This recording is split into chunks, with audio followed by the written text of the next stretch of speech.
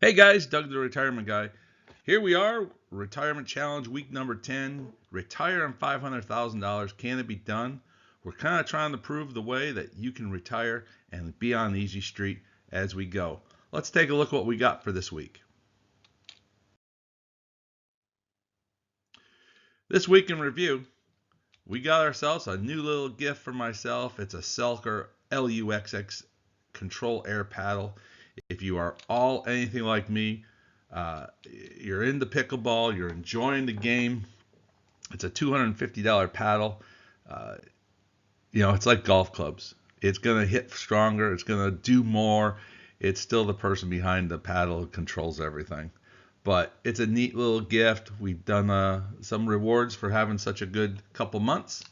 So we're proud of that. Sad news, though. Well, now the next thing in the week in review, doctor visits have started. If I told you reportedly earlier, a couple months or a couple weeks ago, we have been diagnosed with some bad hip. So we started doing our doctor visits. We had 2 this week alone, all preparing for hip replacement coming down the road. So with the doctors, it took $200 out of our medical fund, with more to come. Now, granted, we've had this budgeted in there and we are prepared for this. But one of the things that we decided to also do with these doctor visits is we got on a phone call with our insurance company and with the doctor. And we basically asked, can you give us an estimate what it's going to cost for this process for us to go through? Because we don't want our medical bills to be stacking up tremendously. That's going to affect us. We want to plan for it.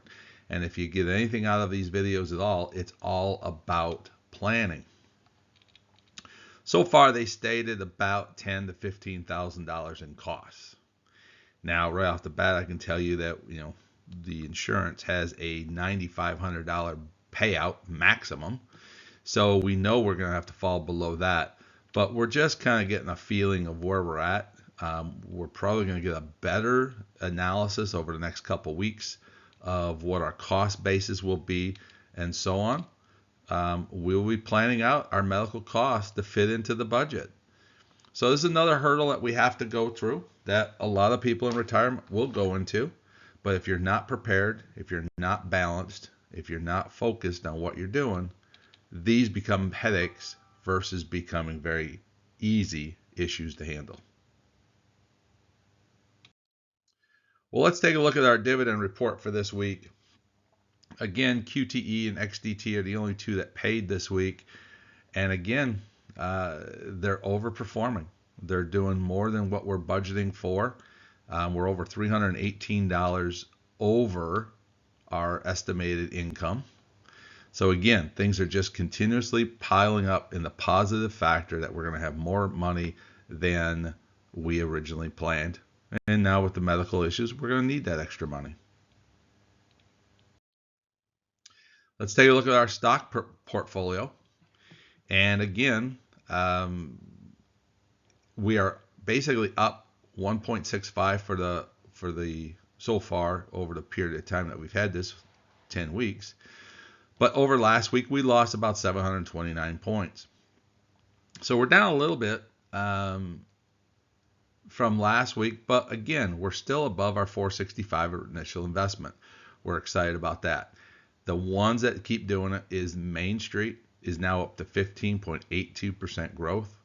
JPEQ is up 3.24. PNNT, again, rocketing, $7.11, up 2.67. The Charles Schwab one we're really disappointed with. As I said, it is still flat at negative 2.87%. Now the QDT is dropped again down to negative 5.94%.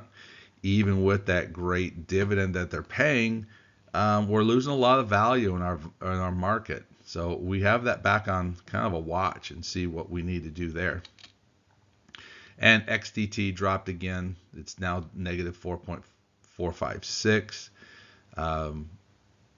So we have the 2 at the bottom that are generating great income, but they're costing us value down the road. If we didn't have the mixture of stocks like we do with the Maine and the JEP, we would be struggling right now. Our value would be down. We'd have great income, but our value overall is we're losing, losing, losing. So we may have to make some changes again. We've talked about this a few weeks back, but we may have to make some changes just to shore up some of the value that we have. And basically we got $50,000 at SCHD sitting there, not generating enough income and definitely losing value. And that's probably the first one we'll want to make to change out.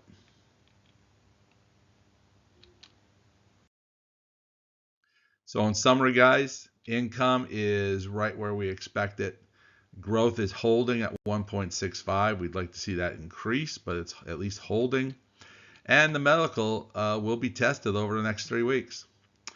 Just to give you guys, I'm Doug, the retirement guy. We're enjoying doing this challenge for you. We're living this as you see it, week by week. So if you like what we're doing, hit that subscribe button. If you got any comments, leave them below. And best of all, if anything, give us a thumbs up on the channel. It's helping us out. We're doing a lot of other videos for retirement, of where to invest money and so on. So take a look at those. And again, we'll see you next week.